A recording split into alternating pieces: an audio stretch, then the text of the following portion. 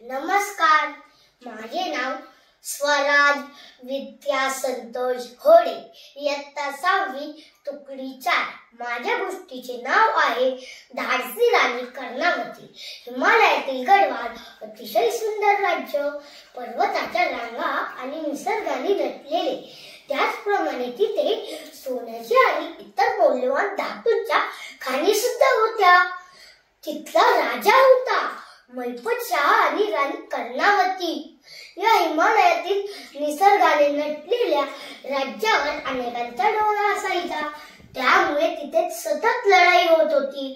एकदा कुमारीच्या राजाशी लढत असताना मैफत शाह मारला गेला। त्यानंतर गडवालचा राजा होणार होता अर्थातच त्याचा मुलगा पृथ्वीपती शाह।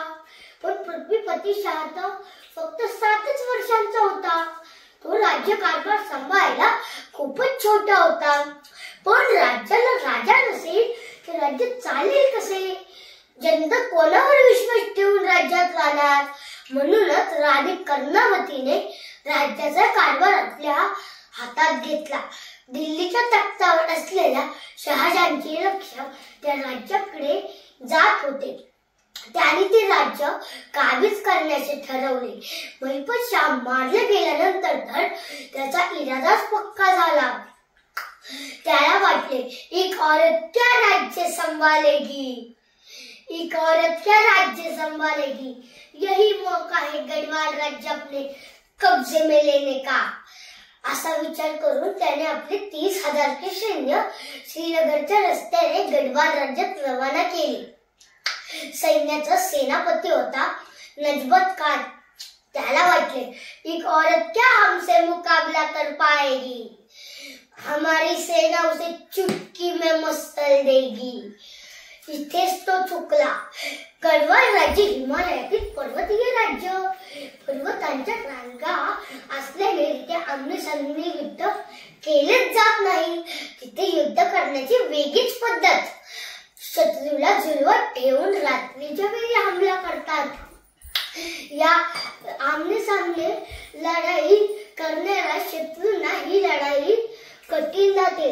त्यातही मुघल राणीला हैराण करून समजले, मुघल सैन्य आपल्या राज्यावर चाल करून येत आहे। राणी सतर्क झाली। राणीने त्यांना जाळ्यात अडकवण्यासाठी सापळा रचला। या लढाईची सवय नसलेले मुघल सैन्य त्या सापळ्यात अडकले। मुघल सेनापती शरण आला। तो स्वतःला सोडवण्याची विनंती करू लागला। माफी दे दो रानी, माफी दे दो, मुझसे गलती हुई, मैंने आपको कमजोर समझा, माफी दे दो रानी, माफी दे दो, मैं फिर कभी आपके राज्य की तरफ आंख उठा के भी नहीं देखूंगा, माफी दे दो रानी, माफी दे दो। कर्णावती राणी अनुभवी नसली तरी हुशार होती। तिला पृथ्वीराज चौहानची गोष्ट माहित होती। पृथ्वीराज चौहानने मोहम्मद घोरीला अनेक वेळा जीवनदान दिले, पण मोहम्मद घोरीने पृथ्वीराज चौहान हातात आल्यावर त्याच्यावर कोणतीही दयामाया न दाखवता त्याची हत्या केली। राणीने ठरवले, आपण ही चूक करायची नाही। तिने सेनापतीसह सर्व मुघल सैन्याचे नाक कापले आणि मगच दिल्लीकडे रवाना केले। अशा अपमानामुळे शहाजहानने परत कधीही त्या गढ़वाल राज्याकडे डोळा वर करूनही पाहिले नाही। मुलगा पृथ्वीपती मोठा असतोपर्यंत राणीने राज्य चालवले। मुलगा पृथ्वीपती मोठा झाल्यावरही राणी राज्यकारभारात मदत करत होती। तिने अनेक कामे केली। त्यातील सर्वात मोठे काम म्हणजे राजपूर कॅनल बांधणे, जो आज त्या शहराला ड्यून कॅनल म्हणून पाणी पुरवठा करत आहे। ही होती धाडसी राणी कर्णावतीची गोष्ट। राणी कर्णावती शत्रूंची नाक कापणारी राणी म्हणून ओळखली जाते। जय हिंद, जय महाराष्ट्र।